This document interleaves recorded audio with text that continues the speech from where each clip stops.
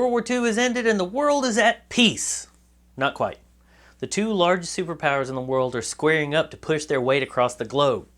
The USSR wants to expand its sphere of influence, while the US wants to push back against it and make the world safe for democracy.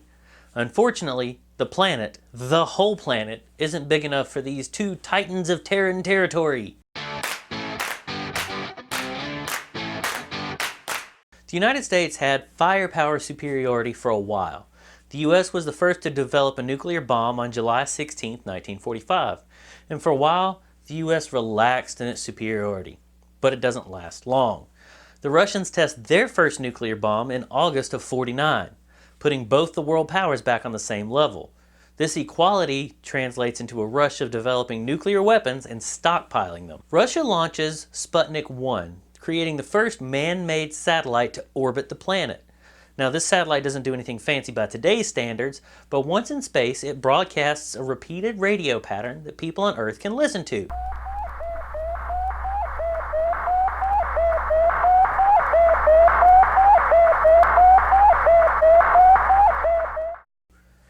The US had the sudden realization that now Russia can send things into space. Mix this fear with the fact that communist Russia had beat capitalist United States and we are in second place. This fear and competition leads to the space race, and the United States has got to catch up. Later that year, the US tries to catch up with the launch of our Vanguard program. Unfortunately, it explodes on the launch pad. By the time the United States had their first successful launch, the USSR had even had a dog in orbit. In 1958, the US catches up and very barely passes Russia by putting scientific instruments on Explorer 1, which is launched much further into space. Its purpose is to measure cosmic rays, radiation, and collision with particles in space.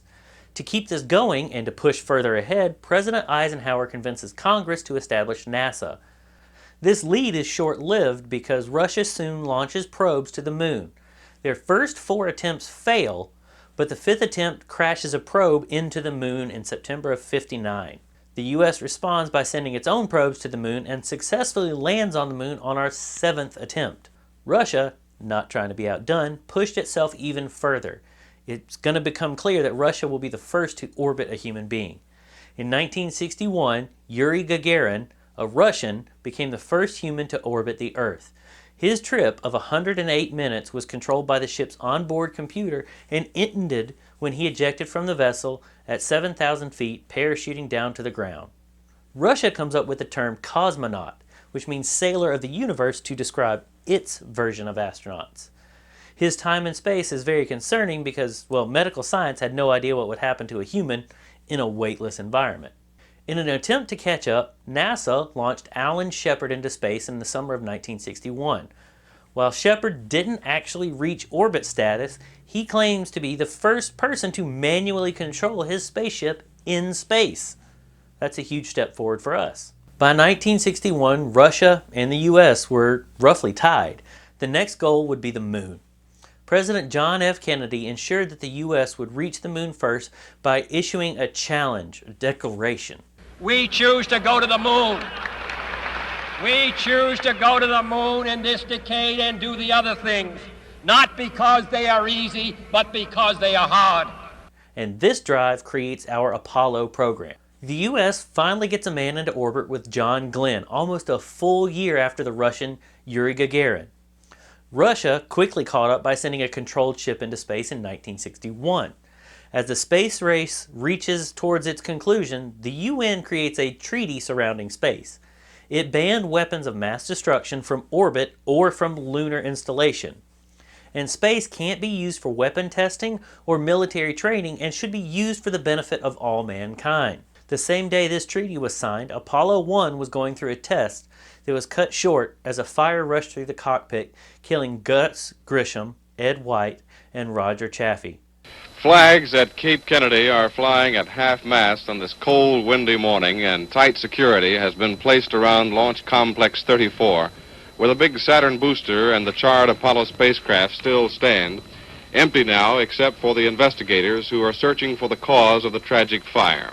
The fire started with an electrical spark that was compounded by an oxygen-rich capsule and nylon webbing. Russia faced a similar problem when testing a docking in space. Soyuz 1 had to abort the mission, and on re-entry the parachute failed to open correctly and crashed into the ground going at 89 miles an hour. The US lays out the final steps to the moon in '68. Apollo 8 orbits the moon 10 times before returning home. At this point, the United States had done everything except step on the moon. Russia's space program started to slow down, on the other hand, for several reasons. A major conflict came from the extravagant expenses related to the space endeavors. Russia felt that the cost was not equal to the returns. Additionally, the death of their head engineer slowed the desire to push forward. 1969 marks an amazing moment in human history. On July 16th, 3 American astronauts, Neil Armstrong, Buzz Aldrin, and Michael Collins, land on the moon in Apollo 11. It's one small step for man, one giant leap for mankind. In a moment that united the world for a split second, Neil Armstrong descended the ladder to become the first man to walk on the moon. While this moment marked a new beginning for mankind, it also serves to symbolize the American determination and the effective end of the space race. Russia continued to consider a moonshot, but eventually gave up and settled for orbiting systems. In 1975, the space race is concluded when a meeting between the Apollo and Soyuz capsules orbiting the Earth. The commander from both modules meet and shake hands. The meeting ends the space race, but also symbolizes a ratcheting down of tensions between the US and the USSR in the Cold War. In the modern day, it's easy to simply see the moon landing as a marvel of modern science. But you gotta look past just the coolness of it. The race is about more than just getting into space. Instead, look at what it means. Everything that goes up must come down, and that still applies even in space. Our ability to get things into space meant that Russia could possibly put nuclear weapons into space that could rain down on the United States. That's a terrifying possibility because we wouldn't be able to see it coming until it's far too late. Once the United States matched the USSR, that fear decreased little by little. There's a small amount of security in knowing that they wouldn't do anything because we could do it back to them. The idea brought a small sense of safety to the American public.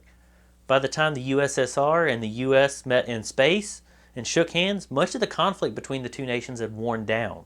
Some good did come out of the space race. I mean, more than just landing on the moon. In our fear of falling behind the USSR, we pushed education. Hard. The National Defense Education Act was passed in 1958. It turns out that we had some trouble creating the computers we needed for space exploration. Programming computers in the early days required lots of mathematicians. We didn't have enough of them. To keep our scientific advances ahead of the USSR, we planned to dump cash into education in the hopes of creating new scientists and new technologies. The NDEA served 2 major purposes. One, it put people into the types of jobs we needed for defense while offering to pay college for those people. It sent generations of students to college and marked the first time citizens could get money from the federal government for college use. So we see the space age as an age of exploration and competition. What are some of the ways that you see the United States still competing against other countries? Let me know what you think down in the comments below. Jumping on over to Subscriber of the Week. This week we're going to thank I'm Short Apparently. She won a contest on Instagram to be featured as the Subscriber of the Week. She successfully named both the ships in the opening animation. If you want to be featured as the Subscriber of the Week, you've got to be subscribed. You can follow me on Instagram and Twitter at SprayberryTeach and here on YouTube. Alright guys, that's it for this week. If you found this helpful, click like. And if you want to see more, click subscribe. Thanks for watching Learning with Sprayberry, where we do our best to make social studies fun, easy, and most importantly, educational. See you later.